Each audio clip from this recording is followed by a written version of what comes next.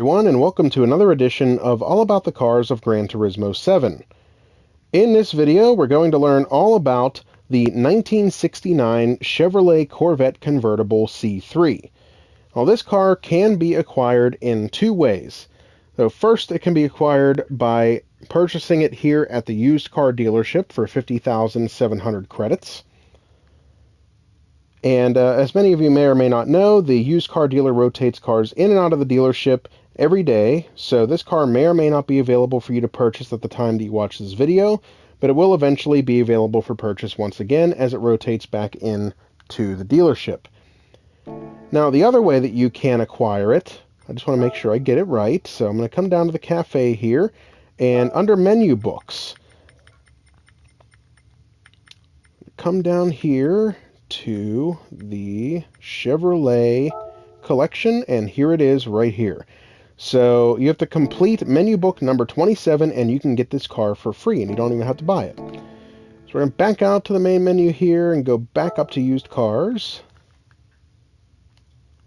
Come back down to the Corvette. I'll click on it and we'll go over some of its specs. So first, this car comes stock with 454.96 performance points. It's an FR drivetrain, meaning that the engine is situated at the front of the vehicle and the rear wheels drive the car. It comes stock with 298 horsepower at 5,000 RPM. The weight is just over 3,400 pounds and the engine is naturally aspirated. Now we'll click on Learn More and see what Andy has to say about this car. The third generation Corvette, also known as the C3, is one of the most recognizable American cars in history. One look and you know immediately that it's a Vette, right? Inspired by the Mako Shark II concept vehicle designed by Larry Shinoda, the C3 epitomized 1960s and 70s style. Under its hood was a no-nonsense V8 whose displacement was dependent on the model you chose. In the 1970s, engine power was reduced to comply with environmental regulations that resulted from the oil crisis. But those changes predated this 1969 model, allowing drivers to enjoy the Corvette C3 the way it was meant to be enjoyed. Alright, that's everything we can learn about this car from the used car dealer, so I'm going to back out to the main menu, and we're going to go to the garage where I'll get into this car, and we'll learn some more about it. So here at the garage, I'm going to click on Change Car, go down to C for Chevrolet, and here it is. So I'm going to click on this car. We'll listen to its startup sound, and then we'll learn some more. But before I do that, I do want to mention there is also a Stingray version of this car, and this version of the car is highlighted in another video on our YouTube channel if you're interested in learning more about that.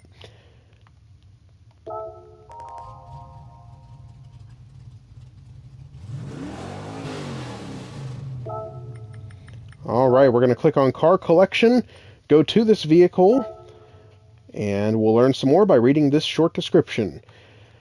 Taking design cues from the Mako Shark II concept, this third-generation Corvette was known for its distinctive character.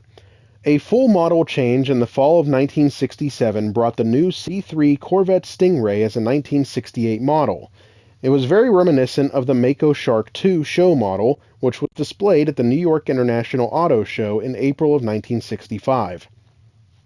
This concept sought to show off the Corvette in a new light, specifically as a Grand Tourer. Chief designer Bill Mitchell's design ideas were extremely important factors in the achievement of this goal. Working as Mitchell's right-hand man was a man named Larry Shinoda, a Japanese-American who had worked as a detail designer on the original Stingray. Taking many hints from Mitchell's concepts, Shinoda's image of the next-generation GT car materialized as the Mako Shark II. With a dynamic, curvaceous exterior and an interior stuffed with the newest electronic gizmos, it was indeed the Corvette of the future. The essence of this idea was thoroughly incorporated into the street model that was to become the C3 Corvette. In 1969, the standard engine's displacement was brought up from 327 cubic inches to 350 cubic inches, but maximum output remained unchanged at 295.9 horsepower. At the same time, the small block option changed from the 327 cubic inch L79 to the 350 cubic inch L46, with maximum output again unchanged at 350.1 horsepower. Though at the time talk was all about the power of the big block Corvette, the small block held the advantage in handling with its lower front-end weight. The epitome of this was the replacement of the top-grade L46 by the 364.9 horsepower LT1. Available around 1970, this was acclaimed as the best handling of all the C3 Corvette combinations. So some great information about this Corvette from Gran Turismo's description about it. We're going to back out to the main menu again, and we're going to stop at the cafe and see if anybody is here to talk to us about this car. And we have one person, and that's Ed Wellburn, so we'll see what he has to say. The C3 Corvette Stingray was a major step from the C2 Corvette. The C3 was much like a concept car you could purchase. The fender shapes are bold, the waist is tight, and everything from the pop-up headlights to the styled side exhaust are very much like a show car. Even the door handles were innovative. The interior was inspired by NASA space capsules. In fact, all of the astronauts drove C3 Corvette Stingrays.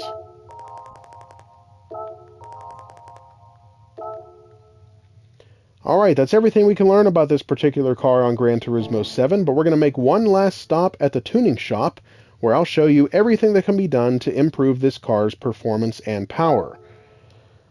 Now, as you can see, this car is nowhere near stock for me. I have this car souped up to over 700 performance points, but I will show you everything that is available to be purchased for it that can be added to this car. Under the sports category, everything here is available for purchase. Under Club Sports, with the exception of high compression pistons, everything else is fair game and can be added to the car.